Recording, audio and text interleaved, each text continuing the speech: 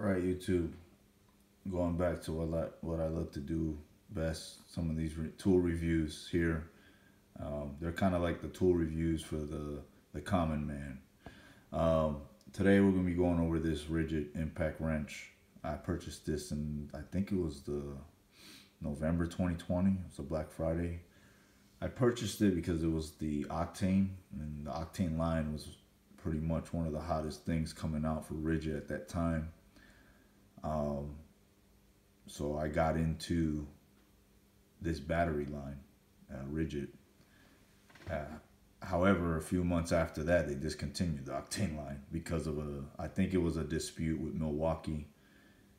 The Octane batteries, I don't know if there was a a rights issue there, a patent issue with the Octane batteries. You'd have to do the research online, but essentially Ridgid had to quickly cease and desist producing the Octanes. And then they moved on to their new line now that they have currently.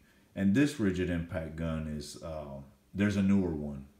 There's a newer model than this that Ridgid has. I think it's more powerful. This is the mid torque. This is not a high torque. It works for me because I generally do small jobs, remove tires, remove suspension bolts, things like that. Yeah, so nothing really too crazy that will involve me having to use the high impact, high torque. I do, prior to using this type of equipment, I had a Harbor Freight Chicago corded impact wrench, and that thing, oh my God, it did a lot of impacts before it would remove a lug nuts, or sometimes it wouldn't remove a lug nut. And I have yet to find a lug nut this couldn't remove, this Ridgid right here. And then prior to that Chicago corded one, I did it manually. So, as you get into a better place in life and you're fortunate enough, you tend to buy something to make your life a little easier. And I thank God I did, because I've used this for tons of jobs. I mean, I've done other people's cars. I help people that they can't afford certain things, so I'll just help them and I'll fix their car for them. They just got to buy the parts. Or I do my vehicles, and it's so good to where it's like, you know what, I got to check the brakes on a car. Okay, just jack it up and this thing will take the wheel off in less than 30 seconds, and that's good because sometimes when you're working, or you got to do a job and you got to break some lug nuts manually, you just don't want to do it. With a tool like this, you're like, okay, I'll go do it, So some of the features here, you have two triggers, right? This one here activates the lights. It's kind of like a flashlight, so you can just look, see what you're doing before you do it. And then the light here the light also turns on automatically when you engage the trigger as well. And you got your locking mechanisms for your trigger here.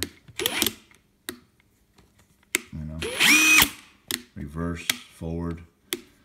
The best feature on this gun, and again, I don't think they sell this gun anymore, but it could have crossed over to the new one, is this auto feature. What I like about this is when you're taking off a lug nut in reverse, it gives you max, the number 3, right? But when you're putting back those lug nuts on, right? Excuse me. When you're putting those lug nuts on and you use auto, the first moment that this gun feels resistance, it stops. So it will not strip your bolts. So you put the lug nut on and you're on auto, it'll push the rim up into the thing, the bolt, and it'll stop at first resistance. It doesn't torque it at all. So then you can just put them all on and then you can use your torque wrench, right? Or when you hit it on auto, right? And it stops at first resistance, you pull the trigger again after it stops. You let go and you pull it again. excuse me, that'll torque it down to 97 foot-pounds of torque-ish. I'll say between 94 and 97. Okay? That's the second trigger squeeze. And I think for most tires, like the smaller vehicles, that's about right. You know, like if you got like a Honda Accord or a Toyota Camry, that's where you want to be. So a lot of times, depending on the vehicle, I won't even get a torque wrench. I will hit this trigger 3 times after I get the initial stop from the auto stop. Then I'll hit it 1, hit it 2, hit it 3. Usually you'll see the lug nut stop turning at that point, and I don't even use a torque wrench. Now for like a truck, something bigger, you know, I'll just hit it to the first auto, because those are like 100 something foot-pounds of torque. So I'll hit it twice on auto, and then I'll use the lug like a digital torque reader, and I'll click it down to size, you know, to its specifications. Now Ridgid as a brand, I don't think I'd do it again.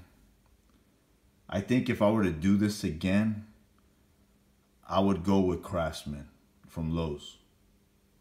Okay, you know, because the Craftsman line is just growing. It's growing. You got weed eaters, you got everything on the Craftsman's line, almost just as much as almost Ryobi. So I'd go with Craftsman. Ryobi is good. The problem with Ryobi is the battery. They have like the battery has like a little stem here, and sometimes their tools, like if you look at that Ryobi electric ratchet, it looks ridiculous. They have to have the ratchet like this because the battery, you can't flatten the battery because of that stem on that battery, and they don't want to change the battery at all. They're keeping that design. So, and then a lot of times too, with that stem battery, they can't move a grip forward. They have to leave the grip, you know, to where it accommodates that battery stem on the Ryobi. So I wouldn't do Ryobi at all, but I would do Craftsman. I think that's the best bang for your buck, and it has good power too, just as probably as much as a Ridgid. But all in all, it is a good product. It does have lifetime warranty, so if it does break, they'll probably give me the newer version one, which I'm fine with. I think that one performs. I think it outperforms this one actually. Even if I had an octane battery, it'll outperform it. So you know, in that aspect, that's where Ridgid's good. You have a lifetime warranty. The downside is Ridgid does not have an expansive line of tools. It's very limited on what you have as far as power hand tools. So that's just my take here. All right, if you have any questions regards to this, let me know.